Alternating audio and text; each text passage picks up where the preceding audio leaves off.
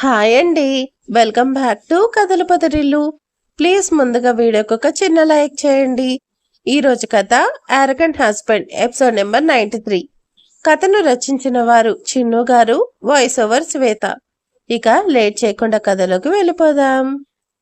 జాను, ఏం కాలేదు మా, జస్ట్ రిలాక్స్ అంటూ జానకిని బయటకి తీసుకొచ్చి సోఫాలో కూర్చోపెట్టి వాటర్ తాగిస్తాడు హర్ష. జానకి అదే టెన్షన్ అనిపిస్తుంటే హర్ష చేయి గట్టిగా పట్టుకొని హర్ష భుజంపై తలవాల్చి అలానే పడుకుంది. సారీ జాను, నా వల్ల ఈరోజు నీకు బేబీకి చాలా ప్రాబ్లం అయ్యేది. ఐఎమ్ సారీ అంటూ జానకి చేయి గట్టిగా పట్టుకుంటాడు. మీరేం చేశారు? నేనే కాస్త కేర్ఫుల్గా ఉండాల్సింది. ఆ కిచెన్ అలా చూసేసరికి కోపం వచ్చేసింది. అయినా ఏంటది హర్ష గారు? బాబు కూతుళ్ళు ఈరోజు నాకు డబుల్ వర్క్ చేసే ప్రోగ్రాం పెట్టారా? అది కిచెన్ అంటారా? నేనెప్పుడంత దారుణంగా చూడలేదు హర్ష గారు. 1 మంత్ గ్రాసరీస్ 1 డేకి నాశనం చేసేశారు. ఇప్పుడు అదంతా ఎవరు క్లీన్ చేస్తారు? హాహా, ముందు నీట్గానే స్టార్ట్ చేశాను జాను, కానీ అదేంటో ఎండింగ్కి వచ్చేసరికి కుకింగ్ అలా అయ్యింది. నేనేం చెయ్యను? అయినా మొదటిసారి మొగుడు ప్రేమతో వండితే బానే తిన్నావుగా, ఇప్పుడెందుకు అరుస్తున్నావు?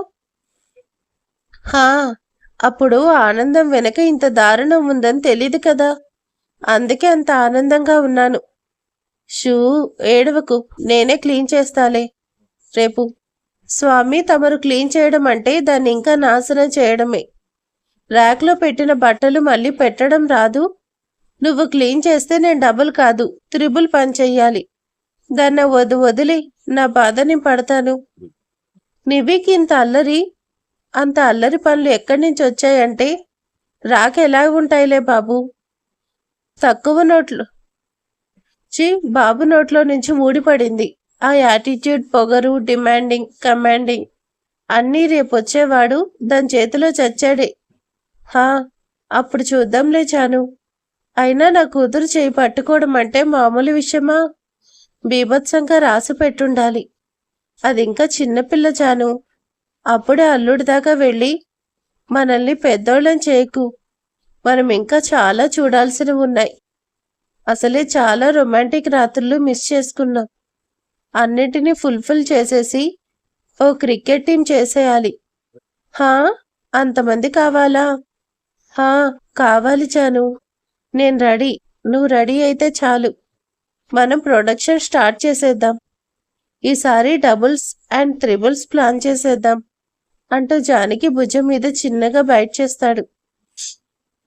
హర్ష గారు, మనకిద్దరు చాలు అంటూ ఆ భుజం వెనక్కి జరిపేస్తూ చెంప మీద చిన్నగా కొట్టి, ఈరోజు చాలా ఎక్కువ చేశారు. ఇంకా వెళ్ళండి, వెళ్ళి పడుకోండి. నేను ఇది క్లీన్ చేసుకొని వస్తాను. అదేం వద్దు, రేపు మేడొచ్చిన తర్వాత చేస్తుంది పదా. అసలే రేపటి నుంచి నీకు మళ్ళీ దూరంగా ఉండాలి. ఈరోజు అస్సలు వదిలేది లేదు అంటూ జానకి నెత్తుకొని రూమ్కి తీసుకెళ్లి తన పక్కనే పడుకోబెట్టుకుంటాడు. నెక్స్ట్ డే మార్నింగ్ జానకి టెన్షన్గా తిరుగుతుంది. జానకి, చిన్న వచ్చేస్తాడులే, నువ్వు టెన్షన్ పడుకో అంటూ ఆనందరావు చెప్తూ ఉంటే, చిన్న వచ్చి మాత్రం ఏం చేస్తాడు జానకి? జానకి చాలా చేసింది కదా. అంతలో కార్ దిగి హర్ష రావడం చూసి శ్రావణి హర్ష అంటూ హర్ష దగ్గరికి వెళ్తుంది. హర్షని హక్ చేసుకునే లోపు జానకి చెంప చెల్లుమనిపిస్తాడు హర్ష. దెబ్బకి జానకి వెళ్లి నేల మీద అంత దూరంలో పడుతుంది. ఇక్కడ జానకి అంటే శ్రావణి, గుర్తుపెట్టుకోండి. జానకి అలా దూరంగా పడగానే ఆనందరావు చిన్న అంటూ అనగానే, స్టాప్ ఇట్ డాడ్, అంతా దీనివల్లే ఇదంతా జరిగింది. చిన్న, ఏమంటున్నావు? ఇప్పుడు ఇదంతా జరగడానికి కారణం ఇదే డాడ్. శ్రావణి భయంగా చూస్తుంటే, శ్రావణి దాని గురించి ఈ రోజు కూడా ఎవరికీ తెలియకుండా చేసి ఇంతవరకు తీసుకొచ్చింది. నేను లేని టైం చూసి ఆ శ్రావణి మళ్ళీ ఇలా చేసింది డాడ్. ఇప్పుడు దానివల్ల సొసైటీలో జాబ్ పోయింది, పేరు పోయింది, మన కంపెనీ కూడా ప్రాబ్లమ్స్లో పడింది.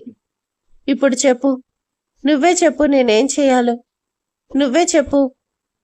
హర్ష, అలా చెప్పి తప్పు చేశాను. ఇంకెప్పుడు అలా చెప్పను. ఆ శ్రావణిని వదిలిపెట్టద్దు. దాని అంతు చూద్దాం. నేను కూడా వైజాగ్ వెళ్ళాను. అప్పటికి అది అక్కడి నుంచి పారిపోయింది. ఇంక నువ్వు ఊరుకున్నా కూడా నేను ఊరుకోను హర్ష. ఆ శ్రావణి ఎక్కడున్నా కూడా దాన్ని పట్టుకొచ్చి నిజాలు బయట పెట్టిద్దాం. శ్రావణికి ఎప్పుడు కూడా జానకినే టార్గెట్. జానకి సంతోషాలు దూరం చేయాలనే చూస్తుంది. జానకి సంతోషం అంటే నివి కాబట్టి నా కూతురు నాకు కావాలి. అది నా పక్కనే ఉండాలి. అది దూరంగా ఉంటే ఆ శ్రావణి ఏం చేస్తుందో ఏంటో. అందుకే నాకు నివి కావాలి. త్వరగా నివిని తీసుకురా హర్ష. ఎందుకు? దాన్ని కూడా చంపడానికా? చూడు, నీతో ఉన్న వాళ్ళని ఆ శ్రావణి టార్గెట్ చేస్తుంది. నివి నీతో ఉంటే దానికి నా కూతురే మెయిన్ టార్గెట్ కాబట్టి నివి నీ దగ్గర ఉండదు. నివిని సేఫ్ ప్లేస్లో పెట్టాను. నువ్వు ఈ ప్రాబ్లం సాల్వ్ చేసుకున్నాక అప్పుడు నివిని ఇక్కడికి తీసుకొస్తాను. హర్ష, నివి ఎక్కడుంది? చెప్పానుగా డాడ్, సేఫ్ ప్లేస్లోనే ఉంది అంటూ హర్ష పైకి వెళ్ళిపోతాడు. చ, నివి లేకపోతే నేను అనుకున్నది ఎలా జరుగుతుంది? ఇప్పుడేం చెయ్యాలి? హర్ష అడిగిన ఒప్పుకోడు. నేనే ఏదో ఒకటి చెయ్యాలి. అంతలో ఫోన్ రింగ్ అవుతుంటే లిఫ్ట్ చేస్తుంది. హలో. ఏంటి, నిన్న నేను చెప్పగాని చచ్చి చెడి వచ్చావా? ఒసేయ్. హా, అన్నట్టు నా శ్రీవారు వచ్చారంటగా. ఈరోజు మా ఆయన్ని కలవబోతున్నా. దమ్ముంటే నేను కలవకుండా చేసుకో. All the best. హర్షకి నిజం తెలియనంత వరకే నువ్వు సేఫ్. కాబట్టి ఏం చేస్తావో ఏంటో చూస్తాను. Bye bye. ఛ అంటూ కోపంగా ఫోన్ గట్టిగా నొక్కుతూ హర్ష కిందకి రావడం చూసి, హర్ష, హర్ష ఇప్పుడే వచ్చి అప్పుడే ఎక్కడికి వెళ్తున్నావు? ఆఫీస్కి వెళ్తున్నా. ఆ శ్రావణి వల్ల ఇంట్లోనే ఉంటే నిజం ఒప్పుకున్నట్టు కదా. శ్రావణి మాట్లాడే ఛాన్స్ ఇవ్వకుండా బయటికి వెళ్ళిపోతాడు. శ్రావణి జానకి చెప్పిన దానికి భయంగా హర్ష వెనకే వస్తూ హర్షని ఫాలో అవుతుంది. హర్షను కలుస్తా అంది. ఈరోజు నా చేతిలో చచ్చింది అనుకుంటూ హర్ష ఆఫీస్ బయట వెయిట్ చేస్తుంది. ఎక్కడ పక్కకు వెళ్తే ఎక్కడ జానకి వెళ్తుందో అన్నట్టు క్షణం కూడా వదలటం లేదు. ఆ ఎర్రటి ఎండలో అలానే నిలబడింది. ఎవరైనా తనని చూస్తారేమో అనే భయంతో మొహం కనిపించకుండా కొంగు కప్పుకుంది. మార్నింగ్ 2 ఈవినింగ్ వరకు అక్కడే ఉంటుంది. ఇది నన్ను మోసం చేసింది. నాకు అన్ని అబద్ధాలు చెప్తుంది. నేను ఇక్కడ ఉండడం చూసి భయంతో పారిపోయిందనుకుంటా. నేనున్నంత వరకు నువ్వు హర్షని కలవలేవు. ఈవినింగ్ హర్ష కారు బయటికి రావడం చూసి శ్రావణి హర్ష వెనకే ఫాలో అవుతుంది. హర్ష ఇంట్లోకి వెళ్ళగానే హర్ష వెనకే వస్తుంది. జానకి, ఎక్కడి నుంచి వస్తున్నావు? మార్నింగ్ నుంచి లేకుండా ఉన్నావు. అది నేను శ్రావణి కోసం వెళ్ళాను హర్ష. దొరికిందా? బయటికి వెళ్తున్నావు వస్తున్నావు. ఆ శ్రావణికి దొరికితే పరిస్థితి ఏంటి? జానకి 2 రోజులు అయిపోయింది. ఇప్పుడేం చేస్తావు? శ్రావణి ఉందని నిజాన్ని బయటకు తెలిసేలా ఎలా చేస్తావు? నువ్వేం చేస్తావో చెయ్యి. నీ వల్ల నాకు పిచ్చి పడుతుంది అంటూ కోపంగా హర్ష పైకి వెళ్ళిపోతాడు. శ్రావణికి మళ్ళీ కాల్ వస్తుంటే లిఫ్ట్ చేస్తుంది. ఓసేయ్, నిన్ను చంపేస్తాను. శ్రావణి, ఆ ఛాన్స్ లేదు. నువ్విప్పుడు నా చేతిలో కీలుబొమ్మ. నన్ను కలవాలని బాగా తొందరగా ఉన్నట్టుంది. నేను నిన్ను కలవాలి అనుకుంటున్నా. వికారాబాద్ ఫారెస్ట్కి తొందరగా వచ్చేయి అంటూ కాల్ కట్ చేస్తుంది జానకి. వస్తున్నా అంటూ శ్రావణి మళ్ళీ కారులో అక్కడికి వెళ్తుంది. వెళ్ళడానికి వెళ్ళింది. అక్కడ కార్ దిగి అక్కడి నుంచి నడుస్తూ జానకి కోసం మొత్తం చూస్తున్నా కూడా శ్రావణికి ఎవరు కనిపించడం లేదు. అక్కడంతా చూసి చూసి జానకికి ట్రై చేసి విసుగ్గా వచ్చేస్తుంది. కార్ దగ్గరికి వచ్చేసరికి కార్ టైర్ పంచర్ అయ్యి ఉండడంతో ఫోన్ సిగ్నల్ కూడా లేక కాళ్లకు పని చెప్పి ఇంటికి వస్తుంది. జానకి, నన్నే మోసం చేస్తున్నావా అంటూ కోపంగా అడుగుతుంది. ఇంటికొచ్చిన శ్రావణి అప్పుడే తనకు కాల్ చేసిన జానకితో, హాహా శ్రావణి, నువ్వెప్పుడూ నాతో ఆటలు ఆడుతుంటావు కదా, అందుకే సరదాకి కాసేపు ఆటలాడాను. ఈ ఆట కూడా చాలా బాగుంది. శ్రావణి, ఇప్పుడు నువ్వు నా కోసం నేను చెప్పినట్టు చేస్తూ ఒకరోజు వేస్ట్ చేసుకున్నావు.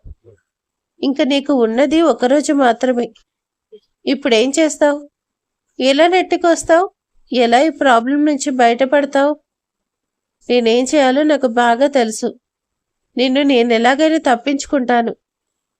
అయ్యో అయ్యయ్యో శ్రావణి, ఎలా తప్పించుకుంటావు? ఇప్పుడు నువ్వేం చెప్పినా ఈ ఉచ్చు నుంచి తప్పించుకోలేవు.